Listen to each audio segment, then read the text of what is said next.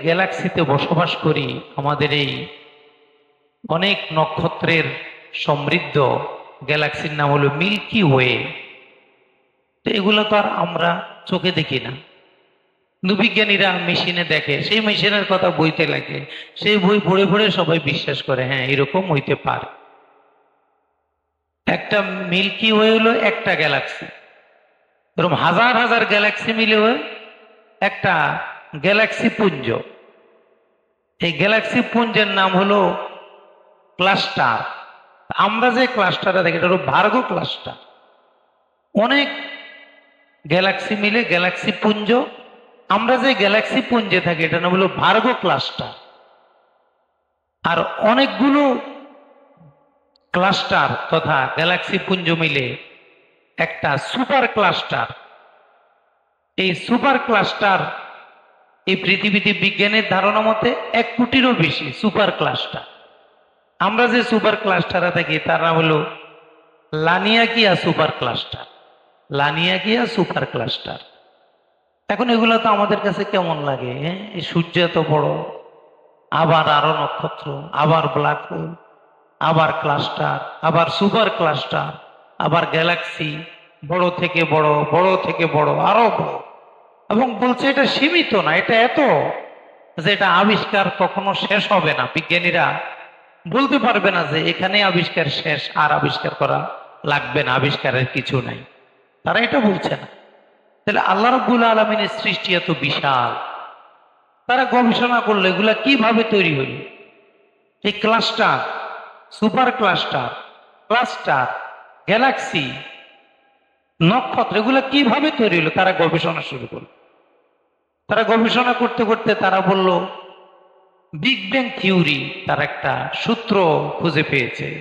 Big bang theory যেটা bast হয়েছে, bast থেকে, বাস্ট হওয়া থেকে এই ক্লাস্টার তৈরি হয়েছে, সেখান থেকে সুপার ক্লাস্টার, সুপার ক্লাস্টার থেকে ক্লাস্টার, ক্লাস্টার থেকে গ্যালাক্সি, গ্যালাক্সি থেকে নক্ষত্র, নক্ষত্র থেকে গ্রহ উপগ্রহ তৈরি হয়েছে একটা বাস্ট থেকে।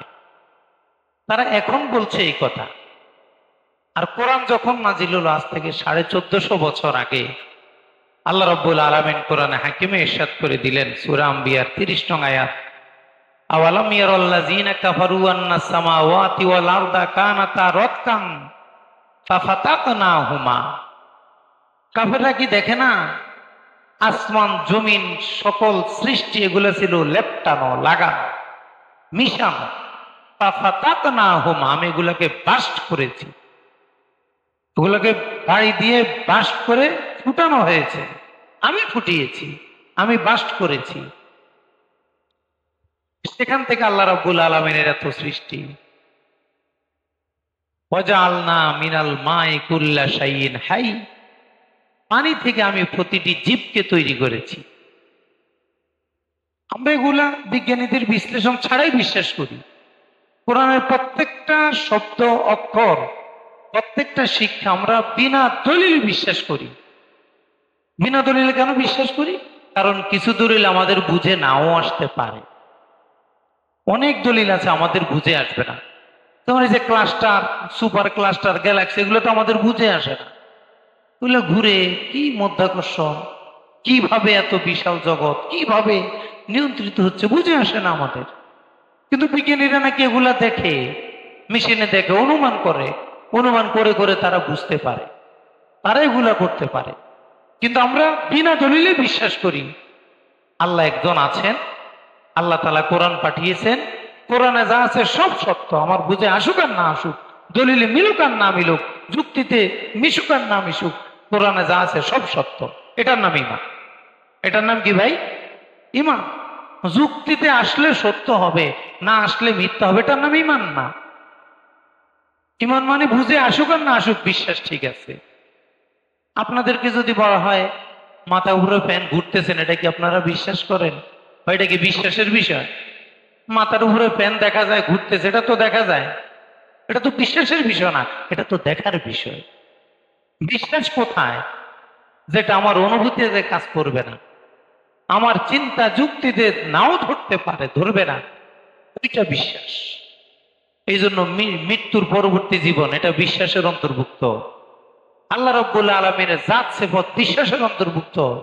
কারণ সৃষ্টি দেখা যায়, স্রষ্টাকে কখনো দেখা যায় না। আর মূলটা গোপন থাকা এটা পৃথিবীরও একটা নিয়ম। মূল জিনিসটা গোপন থাকে। আমরা যে বাড়ি করি, ওয়ারিং করি, আমরা যে কনসেল ওয়ারিং করি, তারগুলো ওয়ালের ভিতরে ঢুকাইয়া দিই যেন দেখা না যায়।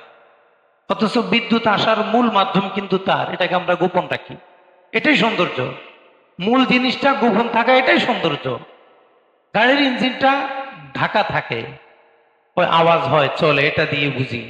কিন্তু ইঞ্জিন তো সরাসরি আমরা ওইভাবে দেখি না, এটা ঢাকা থাকে। পৃথিবীর সব কিছুতেই দেখেন মূল জিনিসটাকে ঢেকে রাখা হয়, মূল জিনিসটাকে আড়ালে রাখা হয়। আল্লাহ যেহেতু মূল, এই জন্য তিনি আড়াল। তিনি আমাদের এই চোখে দেখা যাবে না। আমাদের এই চোখ দিয়ে আমাদের এই দুনিয়াতে আল্লাহকে দেখা সম্ভব, কারণ এই যোগ্যতা আমাদের শরীরের নেই।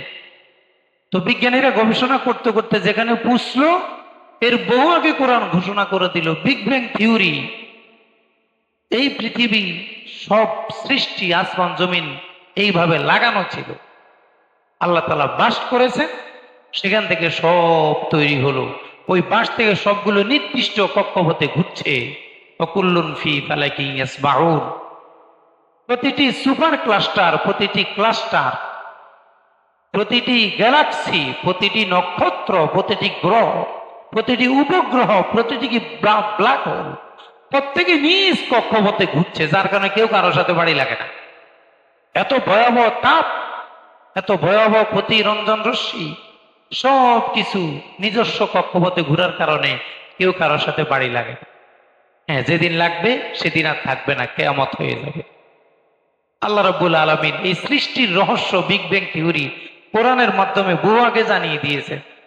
সাহাবায়ে কেরামের সামনে হয়তো বিজ্ঞানের এই যুক্তিগুলো উপস্থাপিত ছিল না, কিন্তু যেহেতু কোরআনে আছে, বিশ্বাস। এই জন্য আল্লাহ প্রমাণ করে দিলেন যে তোমাদের বুঝে আসুক আর না আসুক, কোরআনকে বিশ্বাস করতে হবে।